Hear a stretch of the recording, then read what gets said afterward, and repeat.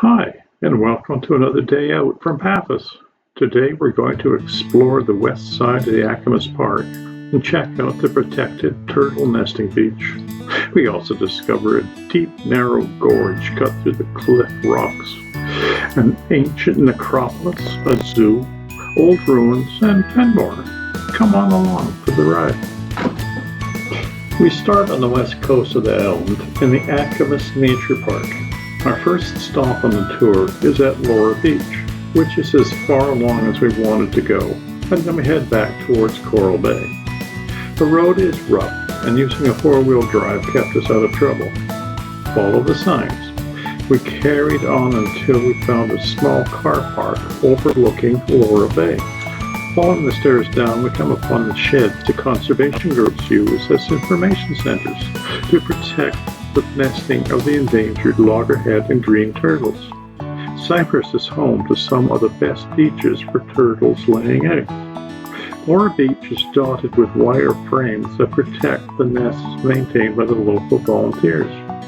During the summer, mature turtles climb out of the sea and scoop out their nests in the sand and lay their eggs. A couple of months later, baby turtles dig their way out and struggle back down the sand to the sea. If they survive, they will eventually return here to lay their own eggs. It's an amazing sight to see. This is a conservation area. Sunbeds and umbrellas are not allowed on the beach. The clear, warm waters of this quiet bay make a splendid place to go swimming or snorkeling. Turtles are often sighted in the... Heading back, we stopped at the beach just south of Lara Bay. There are turtle nests here too, so we were careful where we walked. The taverna on the cliff at the south end of the beach provides captivating views along with refreshments and meals.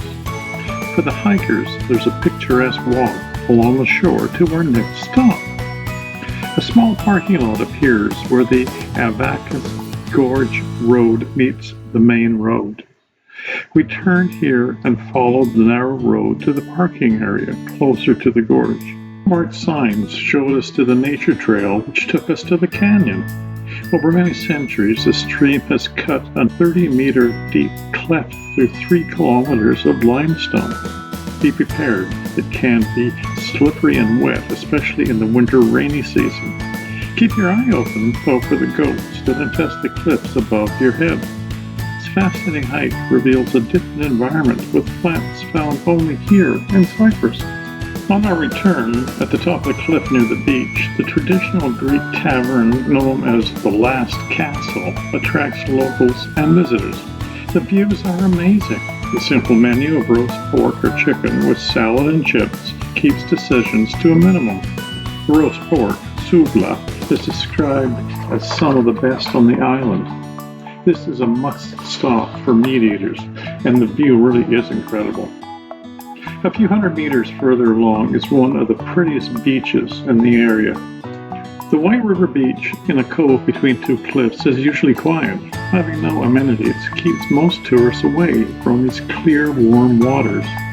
Those that make the effort can enjoy the beautiful, quiet bay. Part of the recent Cyprus movie, Finding Me Falling, was filmed at the top of the cliff above the beach. Back on the paved road, we breathed a sigh of relief and relaxed. In a couple of kilometers, a small sign pointing to the nearby Miletus Forest Necropolis. This barely maintained archaeological site is being crowded out by urban development.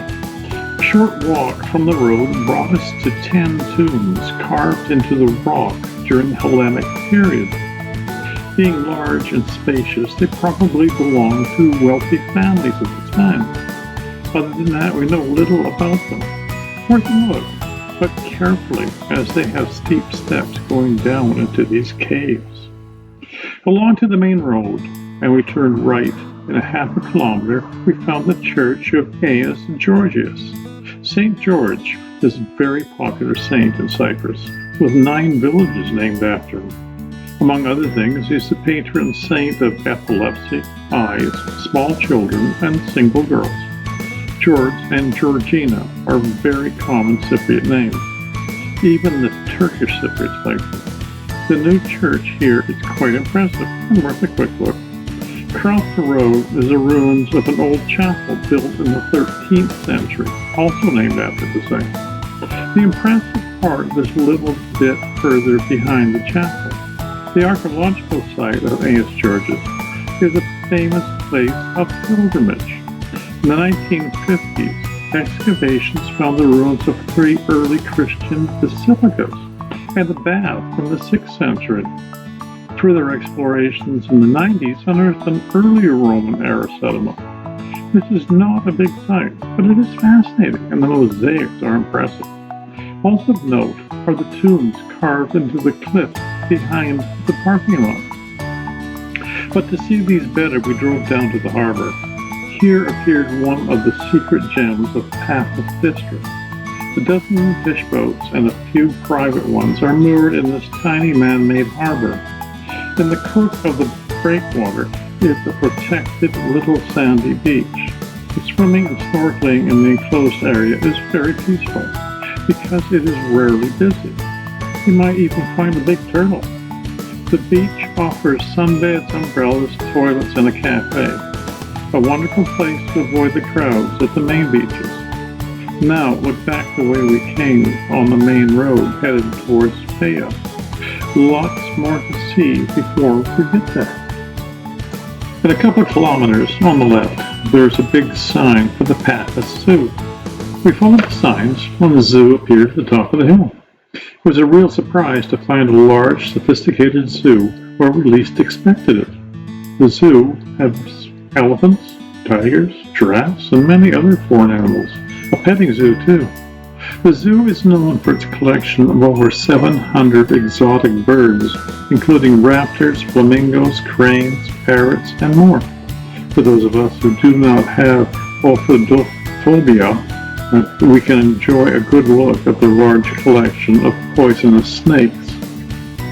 By the way, please be careful with the wild snakes in Cyprus, as there are 3 that are poisonous, but only the blunt-nosed viper being really dangerous. No one has died of snake bites in years, but if you do get bitten, head to the hospital as quickly as possible. Putting your hand down a hole or into a crevice is not a good idea. They normally avoid humans, but watch where you're walking. Our next stop is the Sea Caves, one of the most photographed attractions on the island. The directions from the main road are not well marked, so turn right when you see a big cell phone tower. The clear water and the deep holes eroded into the cliffs make for one of the most popular sites in Cyprus. We proceeded on foot up the hill from here to the White Cliffs, which are a quarter kilometer further north from the caves. The white chalk cliffs have been eroded into tiny coves and odd formations that form fingers and secluded beaches.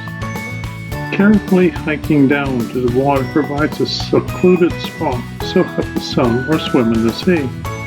Sunsets here are magnificent, one of the best places around to take pictures to save as memories. That's it for today's trip. Following the road toward Paphos, we found some excellent restaurants serving traditional Cyprus meals. Some have lovely views of the sea to enhance the experience. Please press like and subscribe so we can let you know when the next day trip is coming out. Hope you enjoyed this part of the Paphos district. See you next time.